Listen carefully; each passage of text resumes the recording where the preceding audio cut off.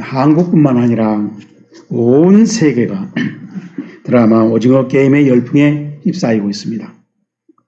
드라마의 핵심 소재는 누구나 어릴 때 시절에 노상해봤던 게임들인데 무궁화 꽃이 피었습니다. 탈고나 줄다리기, 구슬치기, 다리 건너기, 오징어 게임 순으로 진행됩니다. 옛적에는 친구들과 함께 즐기는 놀이들이었는데 오징어 게임이라는 드라마에는 현대인의 병폐인 한탕주의의 기회로 지옥을 연상시킵니다. 그래서 드라마는 참가자 456명의 목숨을 각각 1억 원씩 책정을 하고 6게임을 하는 동안에 탈락하면 당장 개죽음을 당하고 그 사람의 몸값은 그 1억 원은 다음 게임 총액에 포함되는데 최종까지 살아남은 자가 456억을 몽땅 받는다는 조건입니다. 저 게임에서 절반이 탈락을 했습니다. 그 돈이 다음 게임으로 포함되는데 그것은 한탕주의에 걸려들었던 사람들이 첫 단계에서 그리고 목숨을 빼앗긴 사람들이 무려 228명이나 되었음을 말해줍니다. 그래서 남은 사람들이 살아남은 참가자들이 노발대발을 하고 당장 게임을 중단하자고 항의하지만은 결국 그 엄청난 돈에 유혹을 당한 사람들이 더 많아서 결국 게임은 계속 진행됩니다. 남은 참가자들이 그 게임을 이기려고 탄압하고 폭언을 하고 속임수를 쓰고 협박을 하고 살인까지 점점 험악해집니다. 그 이유는 간단합니다. 상대를 죽이지 않으면 자신이 죽기 때문입니다. 그래서 이기려고 온갖 계략과 편법, 흉계 가리지 않습니다. 드라마의 주인공은 처절하게 살아남아서 혼자 456억을 차지합니다. 그런데 그 큰 돈은 몽땅 통장에 입금되었을 뿐 자신은 10,000원을 구걸하면서 집으로 돌아와 보니까 어머니는 이미 사망해 있었습니다. 주인공은 왜 그 많은 게임 상금으로 행복하게 살지 못할까? 이 질문을 시청자들한테 던지고 있습니다. 답을 안 해주지만은 게임을 6번 하면서 상대를 죽음으로 몰아넣었던 죄책감이 주인공의 인생을 진정 재미없게 만드는 핵심 요인이 아니었는가 생각하게 합니다. 인간차별은 시대마다 존재해 있었습니다. 물론 모든 인간은 평등하다고 항상 말했습니다. 왕과 노비는 지금도 차별되고 있잖아요. 그렇다면 우리 자신의 가치는 얼마나 될까요? 과연 1억 원 정도가 정당한 책정인가? 그렇다면 드라마에서는 지금도 사회에서 존경을 받고 있는 의사와 목사도 모두 1억 원으로 책정되었고 그 이사는 게임에 지고 죽은 이들의 장기를 적출해내는 일에 가담하다가 결국 사망을 당하고 목사님 역시 사망 앞에서 다른 사람들을 먼저 죽이고 내가 살아남아서 게임 상금을 챙기는 게 하나님의 뜻이냐 자꾸 기도를 하면서 그래서 세상 사람과 다를 바 없게 묘사되고 있고 누구든지 사람의 이름이나 직함을 일체 무시해버리고 오로지 번호로 인간을 통제함으로 인간이 국가나 회사의 부속품으로 간주하는 사고방식을 정당화시킵니다. 이 흉악한 게임극은 막판에야 나타나는 재벌 노인이 벌린 황금 만능짓이었습니다. 솔로몬 왕이 전도에서 말한 대로 헛되고 헛되며 헛되고 헛되니 모든 것이 헛되다 라고 하는 자본주의의 모순과 병폐를 폭로한 극이었습니다. 오징어 게임은 우리가 살아가는 현실의 생활 구조를 보게 합니다. 그런데 그러한 세상일지라도 세상에서 빛이요 소금이요 예수님의 향기로 살아가려고 말씀해 주신 이가 성경입니다.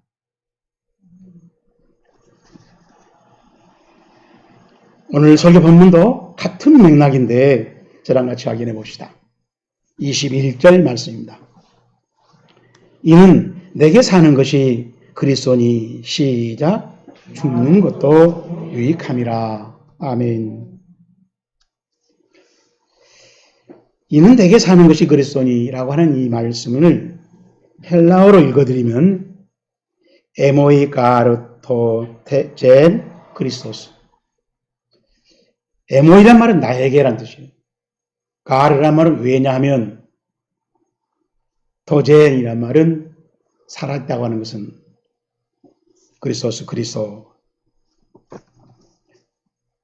그래서 그 뉴스 바이블은 상당히 재미있게 번역했습니다.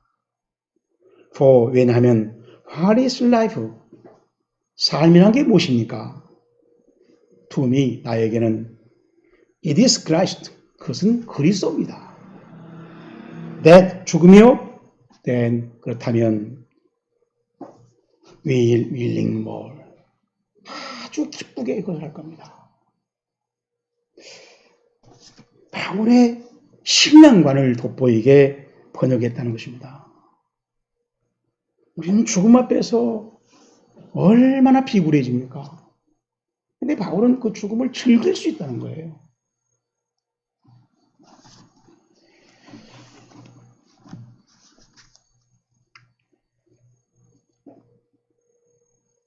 중요한 점은 이 말 속에 바울 자신이 빠져있더라.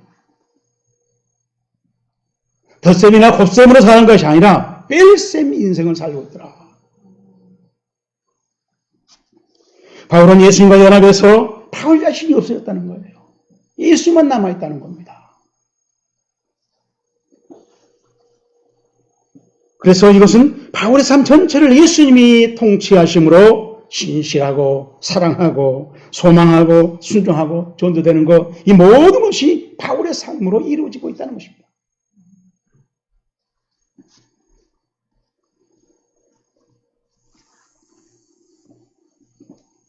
그래서 바울은 로마서 8장 14장 8절에도 같은 고백을 해놓았습니다. 우리가 살아도 주를 위하여 살고 죽어도 주를 위하여 사니 그러므로 사나 죽으나 우리가 그리스도의 것이 주의 것이로다. 날마다 하나님께서 나를 빼버리는, 내가 없이 살아가는 게 순종이라고 믿고 있는 사람이 바울이었어요. 똑같은 하나님을 믿고 똑같은 예수를 믿는데, 똑같이 우리가 예배드리는데, 주일날 와서 예배드리는데 왜 이렇게 차이가 날까요?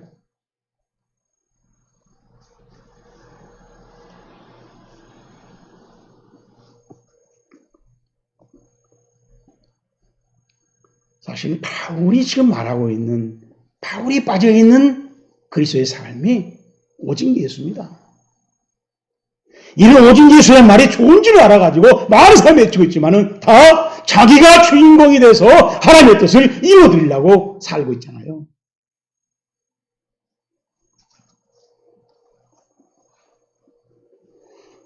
내가 예수님을 위하여 살아버리라.가 아니라, 그런 정도가 아니라, 나 없이 예수님이 나를 통해서 완전히 하나님의 뜻을 이루어지는 삶을 살고 있다는 것입니다.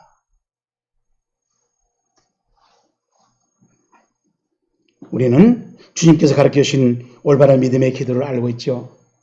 내 뜻대로 하지 마옵시고 하나님의 뜻대로 하옵소서. 만약 내 뜻대로 이루어지게 하옵소서라고 한다면 내가 하나님을 시켜먹는 것이고, 진실로 하나님께 순종하려면 결정권을 절대자 주권자 하나님께 맡기는 것이 올바른 해결책이라는 것입니다. 다윗을 봅시다. 사무엘하 12장 21절 이하에 있는 말씀입니다. 그의 신하가 그에게 이르되 아이가 살았을 때는 그를 위하여 금식하고 우시더니 죽은 후에 일어나 잡수시니 이 일이 어찌 됨입니까? 하니 이르되 아이가 살았을 때는 내가 금식하고 운 것은 혹시 여호와께서 나를 불쌍히 여기사 아이를 살려주실지 누가 알까 생각함이오니와 지금은 죽었으니 내가 어찌 금식하랴? 내가 다시 돌아올 수 있게 할 수 있느냐? 나는 그에로 가려니와 그는 내게로 돌아오지 아니하리라 하니라. 다윗이 그의 아내 바세바 위로하고 그에게 들어가 그와 동침하였더니 돌아오지 그가 아들 낳음에 그 이름을 솔로몬이라 하니라. 여호와께서 그를 사랑하사. 여러분, 이 다윗의 신앙관을, 선택을, 방법을, 생활을 배우라는 것입니다.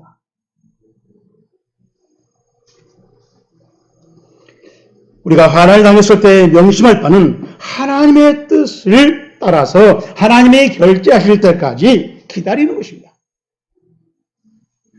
그런데 기다리는 동안에 믿음이 시들고 불안과 의심에 빠져듭니다. 그럴 때 내가 확신하는 말씀과 기도를 하면서 내 자신을 바울처럼 강권시키는 겁니다. 바울은 죽을 수도 있다는 생각이 들 때 모든 결정권을 하나님께 맡겼다는 거예요. 예수님을 믿는다는 게 어떤 것입니까?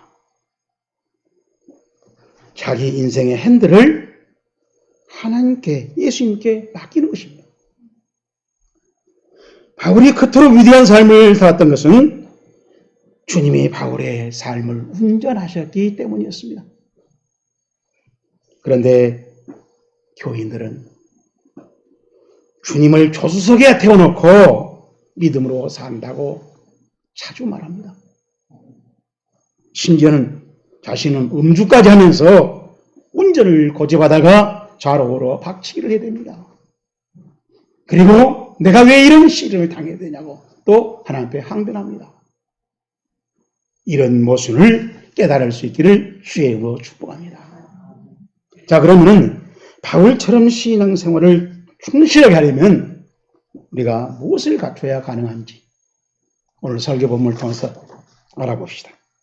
첫째로 19절 말씀입니다. 이것이 나의 간구와 예수 그리스도의 성령의 도우심으로 시작 나를 구원에 이르게 할 줄을 아는 거로 그랬습니다.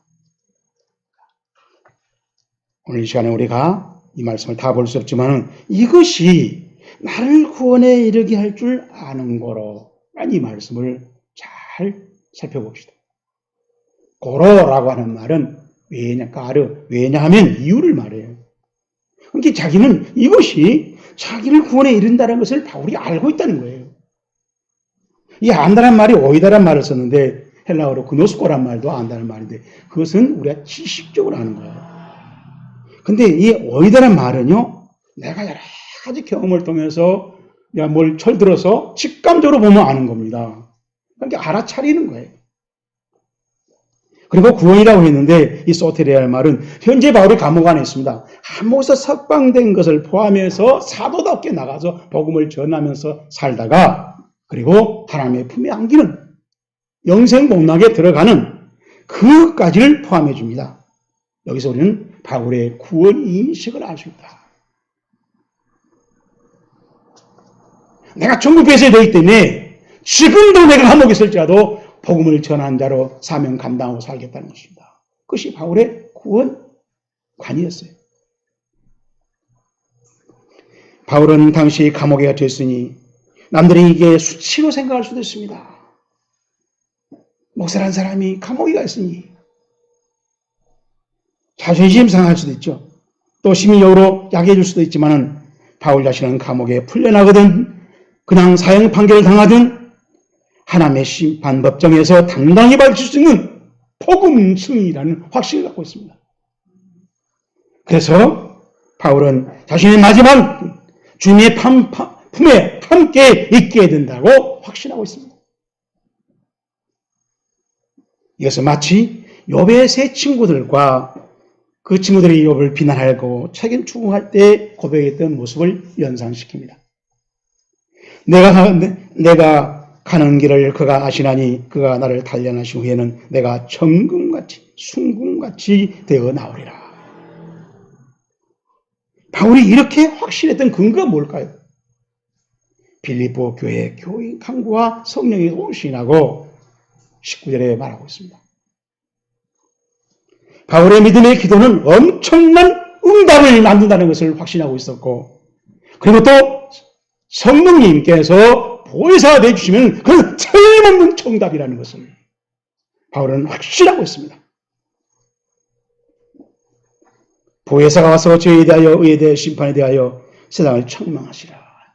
여러 번 설명했습니다. 엘렉세이란 미래였는데 하나님이 심판을 해서 판결해서 확 드러나게 정답으로, 그래서 우리가 확실하게 만들어준다는 것입니다. 성령이 그렇게 한다. 또 요한복음 15장 13절에 보면 진리의 성령이 오시면 그가 너희를 모든 진리 가운데로 인도하시리니 그가 스스로 말하지 않고 오직 들은 것을 말하며 장래 일을 너에게 알리시리라. 아멘. 이와 같이 성령이 우리의 연약함을 도우시나니 우리는 마땅히 기도할 바를 알지 못하나 오직 성령이 말할 수 없는 단식으로 우리를 위하여 친히 간구하시느니라. 바울이 로마서 8장 16절에서 말합니다.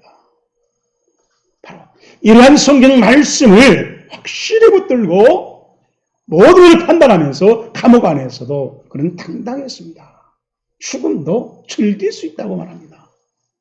이 신앙 수준에 이르기를 주임으로 축복합니다. 두 번째로 20절 말씀입니다. 나의 간절한 기대와 소망을 따라 아무 일이든지 시작 부끄러워하지 아니하고 지금도 전과 같이 온전히 담대하여 살든지 죽든지 내 몸에서 그리스도가 존귀하게 되게 하려 하나니. 참, 이 말씀도 설명할 게 굉장히 많습니다. 간절한 기대와 소망을 따라. 이 기대란 말이 아파카라 도키아란 말인데, 이 아포란 말은 몸으로부터 출발을 말이에요. 그리고 카라란 말은 목을 말해요. 목을. 그리고 데코마이란 말은 뭘 이렇게 집어든다는 얘기예요. 뭐가 나타나니까. 이게 사람이 목을 쭉 빼서 보니까 뭐가 보여요. 그걸 잡아 내 거 만든다는 얘기예요. 간절한 마음으로 세밀하게 살펴서 그것을 알아보고 자기 것으로 생기는 걸 말해요. 바울이 그렇게 기대한다는 것입니다. 그걸 우리는 기대라고 번역을 했어요. 그리고 소망이란 말은 엘피스. 이건 기독교에서 늘 말하는 영생 복락에 대한 관심입니다. 천국 복음이 자꾸 점점 좋아지고 많아지고 강해지고 커지는 것. 그리고 마지막에 우리가 천국에 이르는 구원 성취를 말합니다. 이 땅에 살면서 하나님의 것이 어디가 있는가? 하나님의 기뻐하는 것이 어디가 있는가? 하나님의 언약의 성취가 어디가 있는가? 목을 빼서 본다는 거예요. 그러면서 결국 그는 천국의 영생 본당으로 간다는 것입니다. 바울은 오직 예수님께 영광되도록 살아왔고 재판의 결과에 관계없이 어떠하든지 간에 장차 하나님 앞에 설 때 복음 증인으로 확신했습니다. 틀림없다는 거예요. 그래서 그런 재판 결과 자신이 감옥에서 풀려나든지 아니면 사형 판결을 받든지 살든지 죽든지 내 몸에서 그리스도가 존귀하게 되기를 소망했다는 것입니다. 이 존귀하게라는 말이 메갈리 세타이라고 하는 말인데, 이 메갈리오라고 하는 말은 뭘 이렇게 확대시킨 거예요. 뻥튀기 좀 크게 만드는 걸 말해요. 근데 그런 뜻을, 무슨 이렇게 막 커지는 것을 바울 때문에 예수님이 막 커진다는 거예요. 위대해진다는 것입니다. 훌륭해진다는 거예요. 그래서 이것을 수동태로 써놨어요.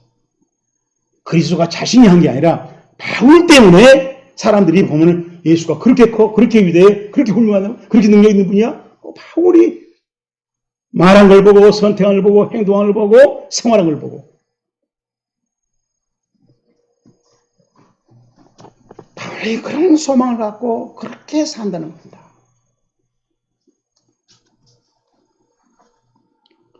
그래서 Amplified 바이블에 보면은 Christ will be magnified and get glory and praise. 그리스도가 늘게 커지게 될 것이다. 수동태입니다. 그리고 영광스럽게 될 것이다. 그리고 찬양을 받을 것이다. 바울을 보고 한 겁니다. 바울. 예수를 보고 한 게 아니라 바울을 보면서. 이런 말씀을 한국인들은 자꾸 씨름을 해도 한국교회는 놀랍게 변신할 겁니다.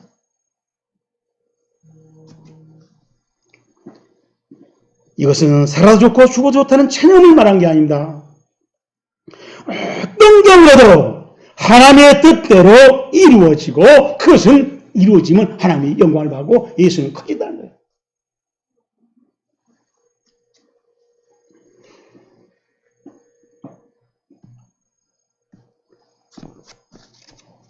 그래서 바울은 주님의 부르심을 받은 날부터 로마 감옥에 와서 있을 때까지도 천국의 기대와 소망으로 일관되게 신앙생활을 해왔습니다.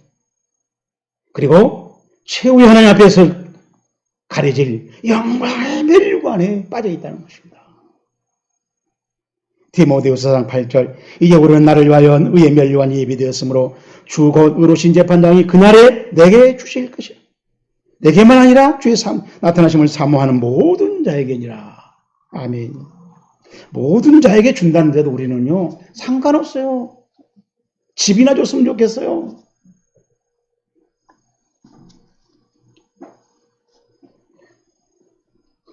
또 바울은 빌립보 감옥에서도 밤중에 신라와 함께 기도하고 찬송하다가 지지를 체험하고 간수를 후원하고 간수의 가족까지 전도했습니다.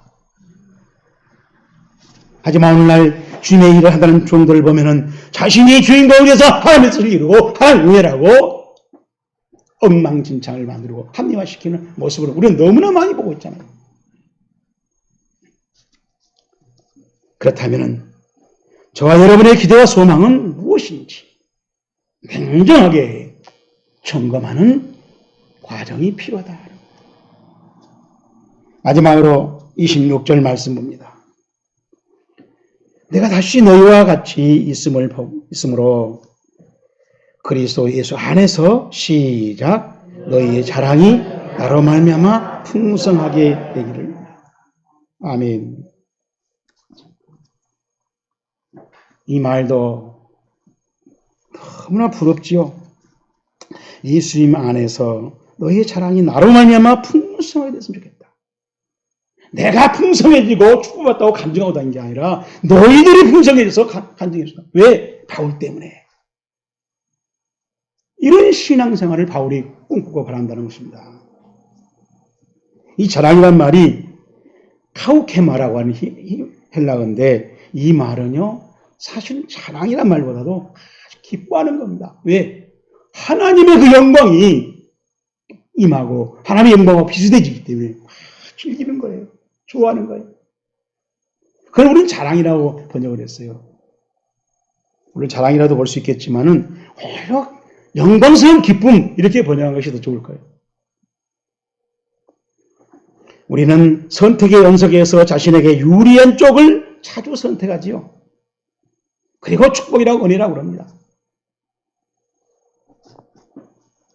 교회를 위한 최선의 선택이 무엇인지 그것을 기준 삼고 선택을 해봤느냐는 것입니다.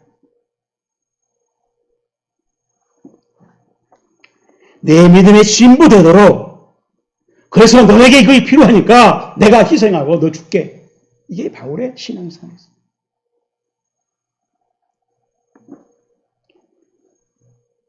우리는 복음으로 살아간다고 하면서도 내 기분대로 내 성격대로 내게 맞지 않으면 난 못해. 내가 편리한 시간에 나는 기도해야 돼. 나는 죽어도 함께 못해. 내게 맞춰. 그러면서 복음으로 산다고 그래요.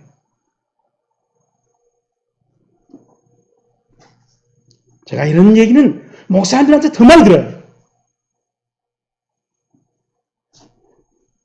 설교 시간에 여러 번 한 목사가 더 그래요.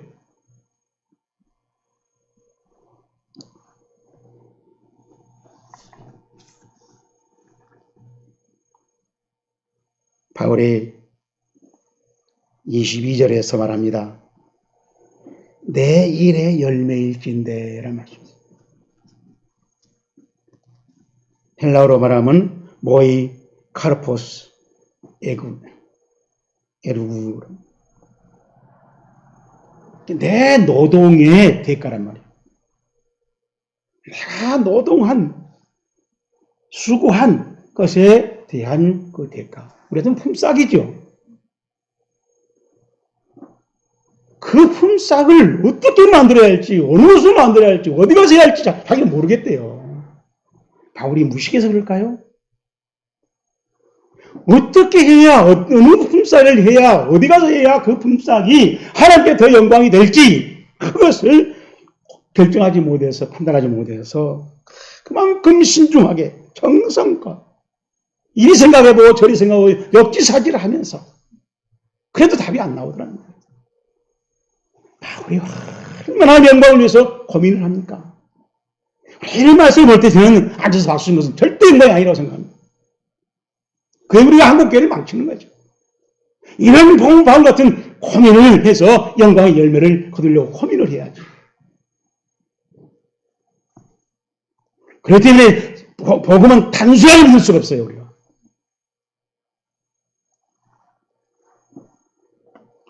말을 더듬는 아이가 두 손을 모으고 눈을 감고 기도하는 모습을 핸드폰 화면으로 타면서 친구 목사가 저에게 보냈어요. 하나님 아버지, 이 악한 코로나에서 나를 구원해서 교회 잘 가게 해주시고 우리 가족도 다 가게 축복 충만 주시옵소서. 저는 이 기도를 들으면서 이 기도를 바울이 들은다면 틀림없이 더 센 기도야.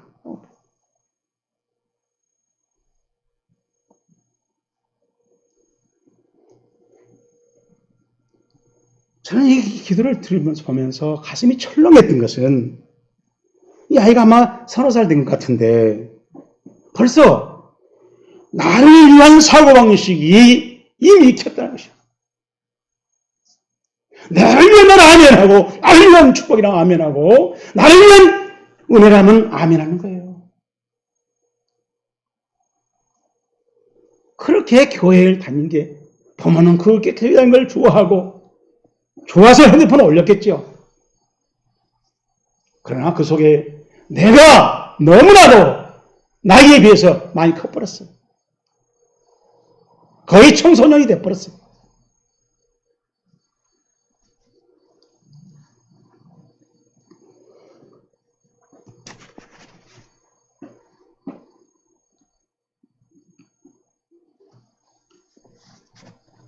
이러한 교회는 예수님 안에서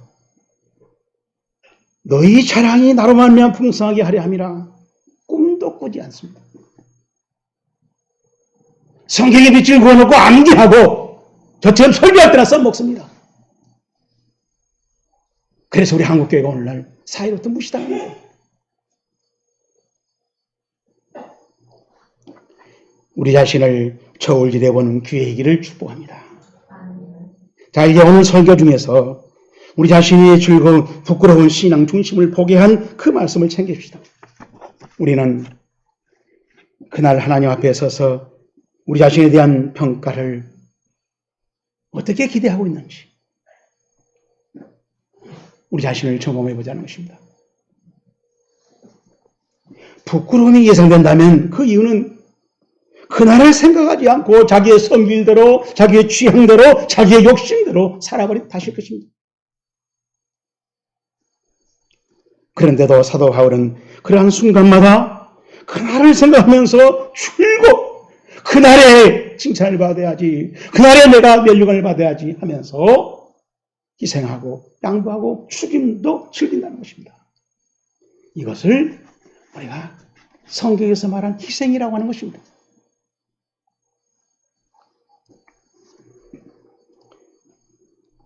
살든지 죽든지 내 몸에서 그리스도가 존귀하게 라고 하는 이 신앙생활을 일관하고 있고 감옥에서도 여전히 하고 있는 이 바울을 배우자는 것입니다. 저와 여러분도 바울 같은 그런 믿음 생활을 시도해보고 그날을 기다리면서 신앙생활을 해가는 전환점이 오늘이기를 주의 이름으로 축복합니다.